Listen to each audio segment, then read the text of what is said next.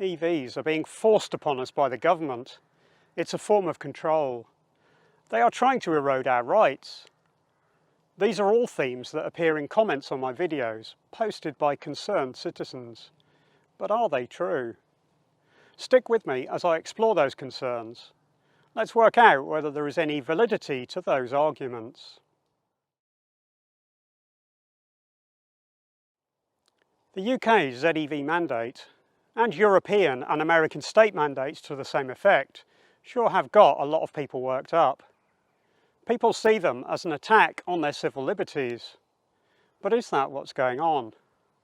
Is this a form of government control intended to keep the masses from living fulfilled lives? Is it a sinister plot? Or is there something a little more subtle going on? If people believe that something is being imposed on them and risks reducing their quality of life, then that is certainly going to trigger some very strong emotions. Being told what to do doesn't make us humans feel very good. It can give us a sense that we are losing control of our own lives. A loss of control triggers something in our core being and can spark feelings of vulnerability or fear. Without us even realising it, those can become expressed through secondary emotions, such as anger and resentment. If being told what to do makes you angry, you are not alone. It's something that happens to most of us. And that's the problem governments face when intervening in our lives. But are these mandates doing that? Are they stopping us from doing things? Take a step back for a moment and consider, is that actually what they do? Maybe when you think about it, it's not about us at all. What these mandates actually do is stop companies from acting a certain way. In a capitalist society, a company's purpose is to make money. Indeed, for a publicly traded company, they are actually required to do so to protect the interests of the shareholders. It is in the interests of the company's employees and the shareholders that they seek to maximise their profits. The more money that they make, the happier those sets of people are likely to be. But we can't have companies doing just anything that's profitable. There have to be some rules by which they are required to play. Legislation is used to control what is acceptable and what is not. And that's what these mandates are about.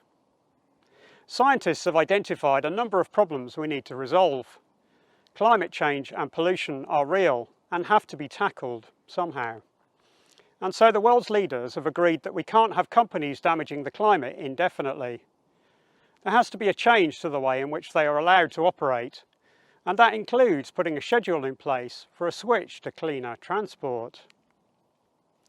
Internal combustion engine cars are a drug to which we have become addicted, and the manufacturers have been happy to sell them to us, but they cannot be allowed to continue indefinitely.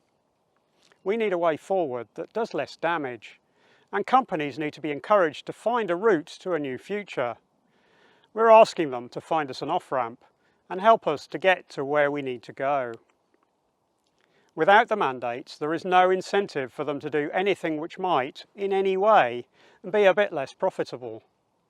With the mandates, we get their help in moving towards a more sustainable future. In the long run, it seems inevitable that sustainable transportation can still be plenty profitable for them. But to get where we are going, we have to sidestep their natural tendency to focus on short-term profitability, a form of profitability which doesn't necessarily do the general public any good.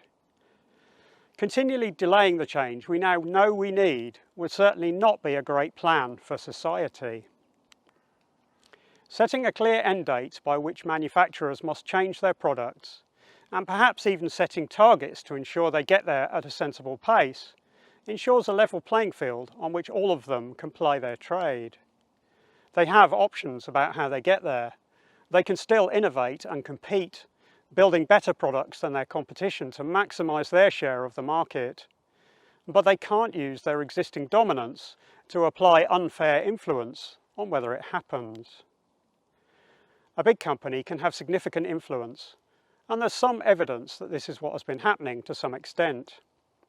The car and petrochemical industries earn a huge amount of money, and that money can buy influence. For some time, we, the public, have been told what we can have, what's possible, what's feasible, and they all revolved around what those companies already sold. The internal combustion engine has got us a long way, both physically and metaphorically, but we have now reached a point where there is a viable alternative. EVs can replace ICE cars in many instances. The technology is now good enough for very many of us, and indeed in some ways it is better than what went before. But we need a bit of help in making the switch, as just like companies, we can be a bit resistant to change. A future that is different can seem a scary prospect. We don't know if we will remain in control or if we're going to become vulnerable, and that can make us feel fearful of that unknown future.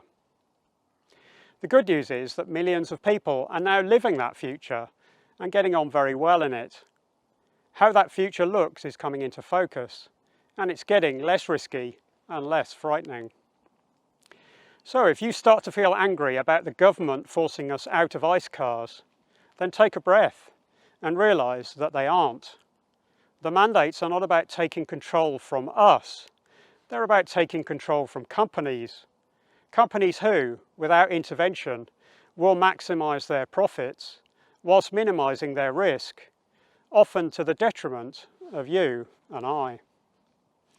Thanks very much for joining me. Your questions and comments on this subject are most welcome. If you've liked the video, then it's a help to me if you click the thumbs up button, and consider subscribing to the channel if you want to see more. Thanks.